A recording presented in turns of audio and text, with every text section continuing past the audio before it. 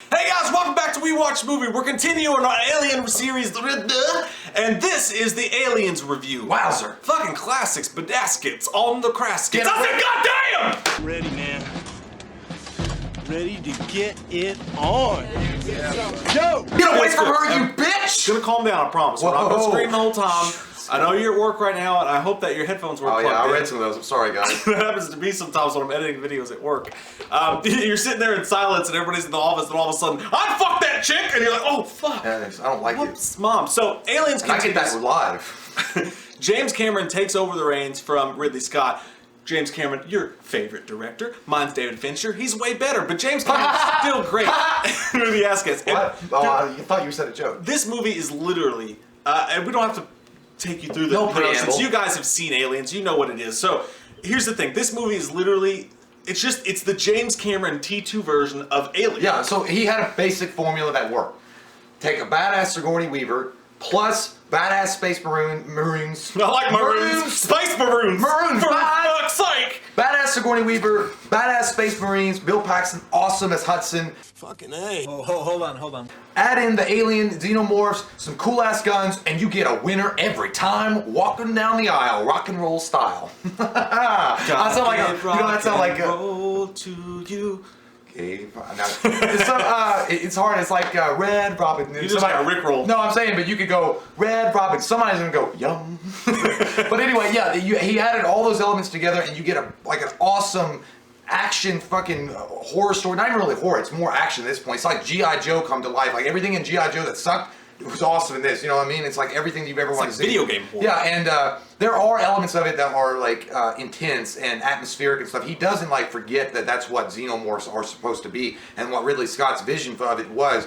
But he makes it like, you're right, the T2 in space, or like just any awesome rock and roll, like old school wrestling shit. I don't know, it's cool, man. When you go to an arcade or something and you see like an Aliens video game and it's got like the giant guns and shit, that's Aliens. That's not Alien, it's Aliens. And it feels a lot like T2. I bet your favorite was Vasquez, wasn't it? I fucking hate her. I hate her. And I know that people love her and she's a great, strong female character or whatever, but Sigourney Weaver did it. Yeah, Sigourney Weaver is the perfect version of that. Vasquez is just like, it really is a video game here. She's like, all I want to know is where they are.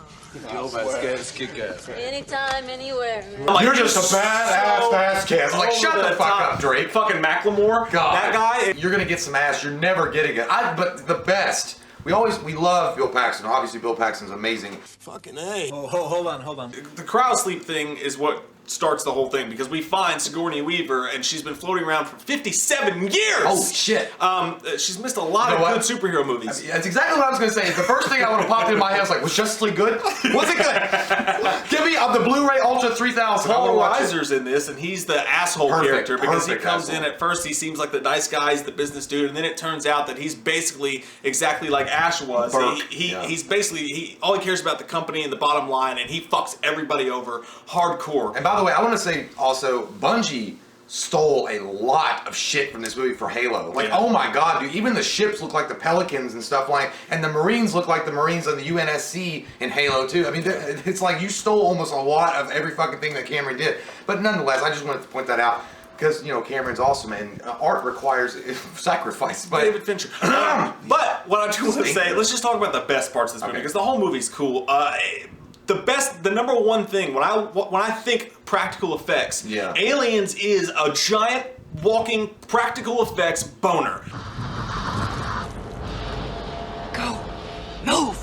I mean, the whole fucking thing, the ABC, the entire movie, man, the practical effects they used in this. When you watch, I just watched the Spider-Man Homecoming trailer, review out later, or before this, and even though I love the Justice League trailer, the CGI and everything today, we use CGI for everything, even the new Alien trailer, the Alien CGI and part of it, they don't do it this way anymore. Well, I mean, Star Wars did. I mean, they added a lot of the practical effects. Right, but it's just rare. CG, and granted, like, when you talk special effects and lasting special effects, the number one thing people go back to is T2. Everybody always mentions T2. It looks better today than the movies that come out today. Aliens isn't talked about in that Astro Pops. I like them. They're sharp at the tip, but you might poke your throat. Well, that's great. That's just fucking great, man. Talk about last night. Y'all remember Astro Pops? Those things. Those are good. Those are good. Dangerous as fuck. Why did they Push let us have Pops. those? Yeah, Push Push Pops. Pops are soft. Astro Pops were sharp. Oh, those. Yeah, I don't know. Any They fucking wanted us to way. die. God damn it. I like Only to, the strong I like survive. to eat Twizzlers. But Black no, ones? seriously. You didn't tell him about my pubes, did you? No, of course not.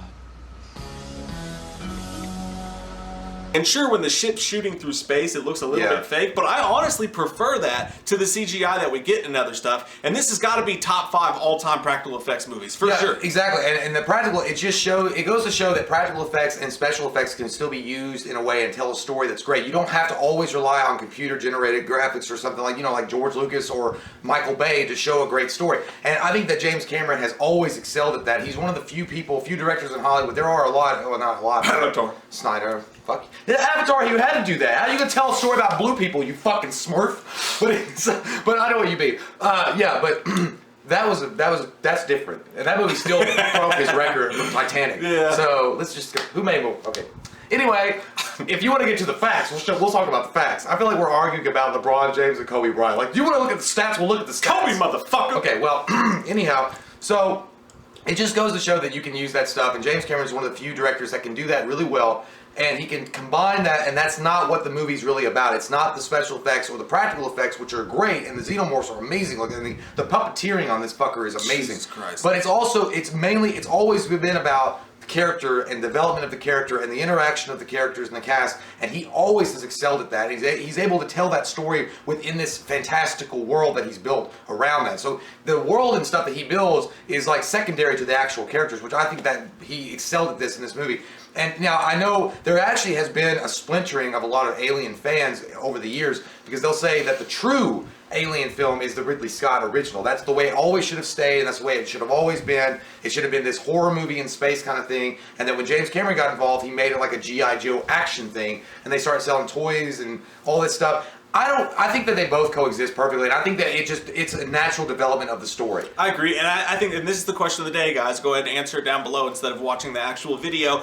Alien or Aliens? Are you an Alien guy or an Aliens girl? That's hard. Which one is it going to be? I'm gonna have to go with Aliens. I like Alien personally, but I still love Aliens. What this is, and you got to think, this franchise did something that I don't know another franchise that did. I'm sure I can think of something, but right now I'm on the spot. I'm really scared. I'm having a panic attack right now. But what other franchise can you think of starts out, the first movie is a classic, slow burn, fucking huge horror film. Yeah. And the second movie is a fucking action spectacle effect that's one of the greatest action movies of all time. 1 and 2, and then we'll talk about 3 later. I could We'll say, talk about 3 yeah, later. we don't need to go down that dark path yet. But Well, as you can see, it sucks as it cuts. It certainly does suck. But what movie does two yeah. genres from sequel to sequel, and they're both classics in each genre? And Aliens, man, the thing about this movie that while watching it last night, that I really honed in on was the fact that there's certain scenes, like when they're action-esque, yeah, sure. When the team goes in, they finally go in the ship, and the walls look like they're made of fucking aliens. Yeah. It's scary as shit. And there's a couple scenes where, like, when he pops his head through the vent, and all of a sudden there's like that's fucking scary. That was 10 fucking xenomorphs crawling at him. That is horror. I mean, it's also, there's still horror in this movie. It's just action-packed horror, and it's still, I mean, it scares me just as much, almost. Just not, it scares you on a surface level in a fun, fuck way, whereas the first movie scared you in a more disturbed way. Well, it's like, just like when Burke betrays Sigourney Weaver and like knocks over those 2 glass with the face fuckers in it.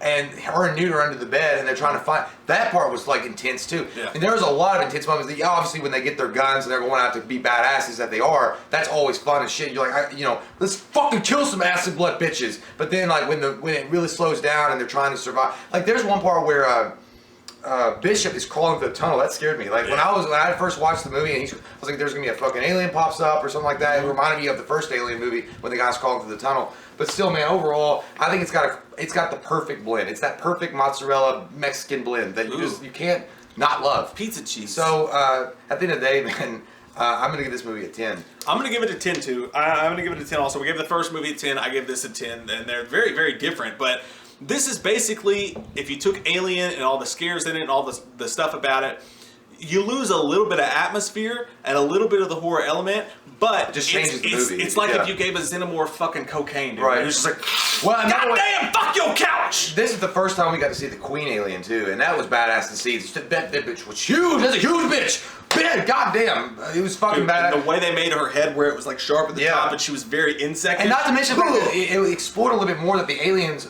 aren't just stupid. Like when Sigourney Weaver is in there with the eggs, and she has the fire, and she lets the fucking queen know, and she communicates with the other workers, back off, and then she still blasts those fucking dirty ass eggs. That was cool that you got to see they have intelligence. I just cannot get over the fact how badass Ripley is. She is so badass. She comes into her own in this. Like in the first movie, she comes into her own a little bit. She at first, like we talked about, she's not even the main character in the movie until she's the last one left, and she becomes the final girl in a sense. But in this movie, she becomes an action superstar. Yeah, she does. She really does. And the moment that did it for me, she was badass through the movie. But you when talked she had her about panties on.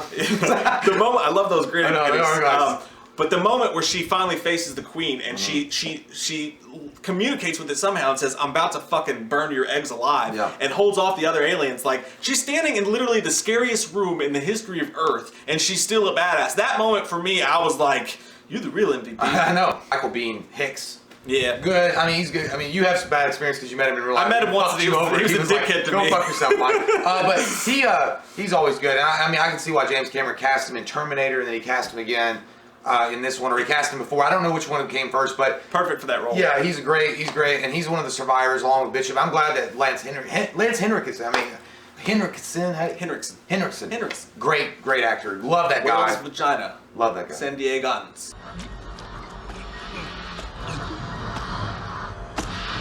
We talked about it a little bit, but Bill Paxton, this ties into us doing our remembrance of Bill Paxton, and it was a tiny role, but again, nobody on planet Earth could have played Hicks the way that I know, and I loved it when Sigourney Weaver was selling Bill Paxton's Hudson. He was like, it was Hudson. Oh yeah, I got confused because that he's Hicks. I'm Hudson. He was saying something like.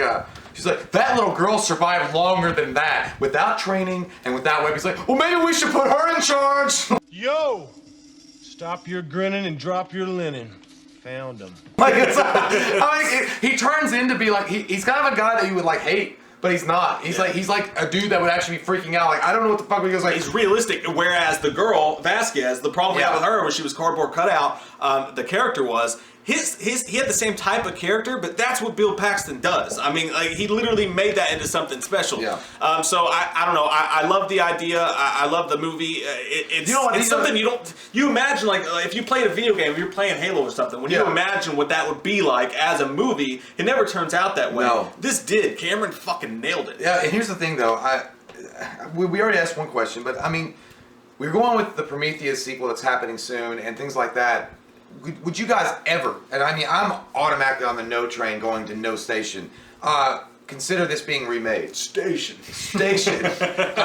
Would you ever consider it being remade? Like, imagine if them remaking Aliens. Well, if Ridley Scott can remake his own Aliens film in a sense. Not Aliens, but Aliens was James Cameron. No, I know, but he's basically remaking Alien in a sense. Ridley Scott is. So what if James Cameron were to make another Aliens to back up what he's doing? I don't know if he ever would, though. He wouldn't, but because that's like, if Cameron, if it was Cameron, I'd be happy if John Carpenter was redoing Halloween completely. He is, in a way. I don't think it needs it, though. I think this movie's perfect. Yeah. And I'm going to say, I think Alien's perfect, too, but it's something that I could see brought to today's standards. If you took Aliens and you made it with today's technology, I think it would lose something. I know it would. Studios get lazy. They don't want to do the practical. Not even the effects, though, man.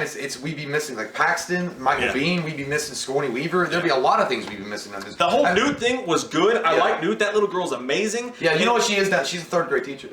Is she really? Yeah, that's crazy. Like third grade. What's fucked up though, and we'll get to that, but Newt could have been a great storyline, but Alien 3 actually takes away from Aliens because they really fuck up that. They take all that he built and waste it. Yeah, we'll fucking get there. That's so bad. Because she could have been great, and I love the idea. I love what Cameron was thinking, even though they fucked up and later in the franchise. But yeah, I absolutely love this movie, man. The best part about the movie for me is the xenomorphs because there's tons of them. And you know what they did where Alien was so good, they only had one of them. You know, they had one of them, and they can only show them in a certain light. And typically when you show too much of the monster, it fucks up the movie. Cameron found a way to show a fuck ton of the monster, and it only made the movie better. And really, nobody talks about this as a monster movie, but I think it succeeds as much as a monster film when you talk about the Queen and the ending as it does a horror or an action film. I think James Cameron got dared by Ridley Scott. He was like, well, you know, if you had more than one alien, it's going to lose something. He's like, hold my beer. He's like, hold my beer. I think deep down Ridley Scott hates aliens. I don't know why. I don't think so, dude. He goes, well, maybe. I think deep down he does. I don't know why I feel that way, but I just do. So comment below, let us know, guys. Are you an alien guy? Are you an aliens guy? Any questions? What is it, Private? How do I get out of this chicken shit outfit? You secure that shit, Hudson. And as Jay asked, what the fuck did you ask? What? What'd you ask? I asked a lot of questions. Why are you asking all them questions? Tell me all your thoughts on God. Have you seen him lately? I don't know. You asked a question. I know I did. Whatever I asked earlier, you answer that. That's it, man. Game over, man. It's game over. We watched a movie. Yeah. We watched a movie.